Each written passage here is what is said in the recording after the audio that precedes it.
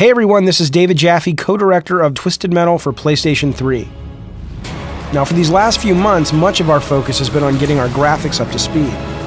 We've fleshed out and spruced up our LA Water Canals level, adding a host of improvements to our graphics engine, including motion blur, advanced lighting schemes, and streaming texture maps.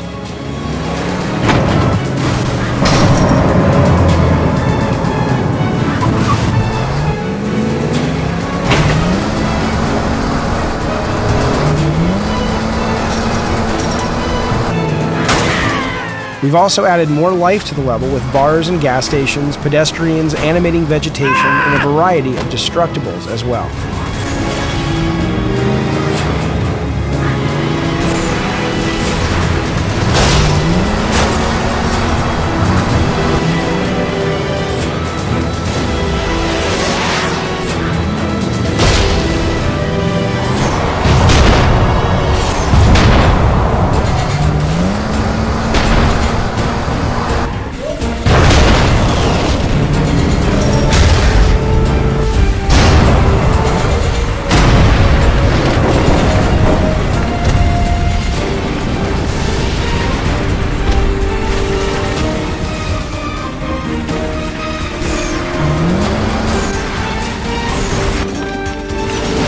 Get me loose!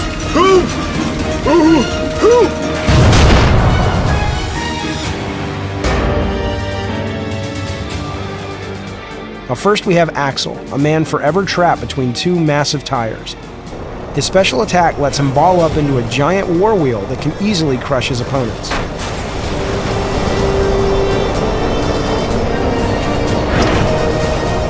We've also brought Shadow back as well, our cursed hearse that, as you can see, has a special attack with a bit of a mean streak.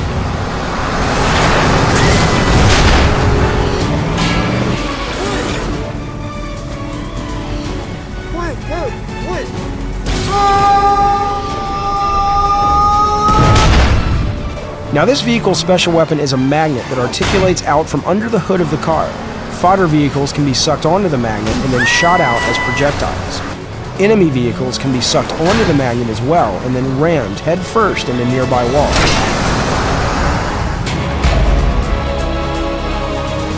Progress continues on our Chase to Vegas mode, which, as you may recall, has one team trying to get a semi loaded with nukes across the desert and into Vegas.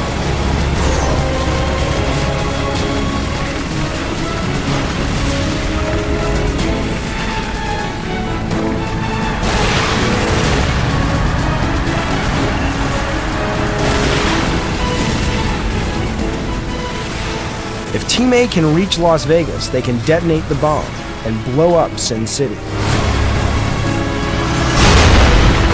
Along the way, players can enter the semi-trailer and use the semi's mounted guns to protect the vehicle from enemy attacks.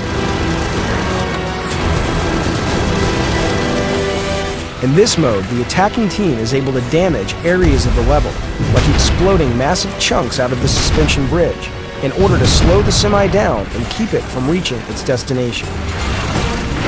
If the team can damage the environment enough, or disorient the enemy player who is driving the semi, they can either destroy the truck with weapons, or in this case, send it plummeting to its death. Our Nuke the Base game continues to be refined. If you recall, this was our twist on the classic Capture the Flag mode. Here, the player has captured the fleeing government agent and is dragging him behind his vehicle. In the final build, the agent will be animating and screaming out in a twisted comical fashion as he is dragged. Once you have the agent, you take him to a nearby missile launcher where you can use the launch codes in his briefcase to launch the missile.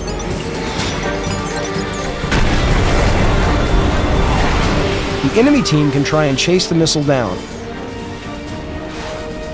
or use certain vehicle abilities, such as the mounted turrets on top of the semi-truck, to protect their base. Sometimes a lucky shot is all it takes. However, if they miss, the base takes damage and the enemy takes a step closer to victory.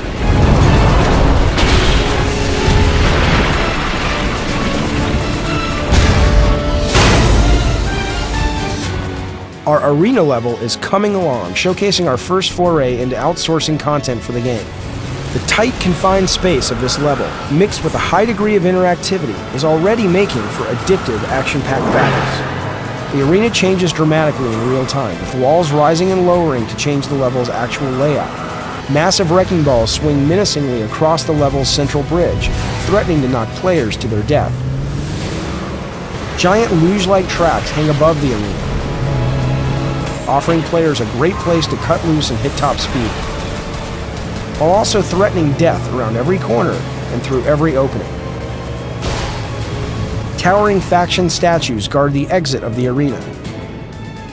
Players can take elevators up into the heads of these statues and take control of the heads, which are actually massive weapon turrets that shoot huge columns of flame and fireballs into the arena down below.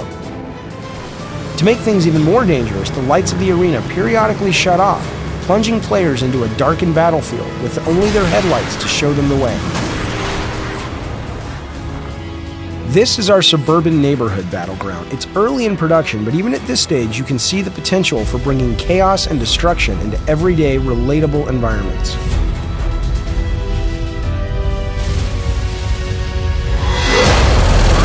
Battling on Main Street, crashing through homes and lemonade stands, busting into movie theaters and sending pedestrians fleeing for the doors. Fighting inside a mansion, including battles in the foyer and even the swimming pool out back.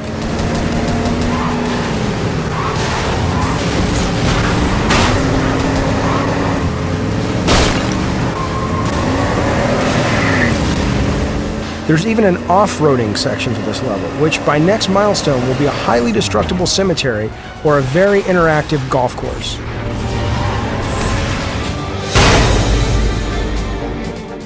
As we showed in the last Greenlight, Twisted Metal supports a high degree of user customization. The game also has a large number of creative vehicle designs.